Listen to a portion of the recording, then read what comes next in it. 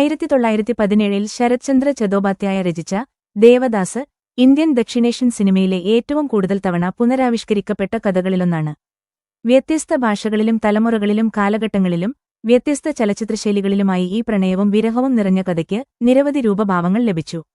ആദ്യകാല സിനിമാ പതിപ്പുകളിൽ നിന്ന് ഏറ്റവും പുതിയ പുനരാഖ്യാനമായ അരുൺ മതേശ്വരന്റെ 2026 ഇറങ്ങിയ DC വരെ കാലാതീതമായ ഈ കഥയുടെ ശ്രദ്ധേയമായ ചില സിനിമാ രൂപങ്ങളിലൂടെയാണ് ഈ യാത്ര. എല്ലാ അഡാപ്റ്റേഷനുകളും ഇതിൽ ഉൾപ്പെടുത്തിയിട്ടില്ലെങ്കിലും വിവിധ ഭാഷകളിലും കാലഘട്ടങ്ങളിലുമായി ശ്രദ്ധേയമായ നിരവധി പതിപ്പുകളുണ്ട്. ഒരു നൂറ്റാണ്ടിനടുത്ത് കാലം പിന്നിട്ടിട്ടും ഓരോ തലമുറയിലും പുതിയ രൂപത്തിൽ വെള്ളിത്തിരിയിലേക്ക് മടങ്ങിയെത്തുന്ന ഒരു കഥ, അതാണ് ദേവദാസ്.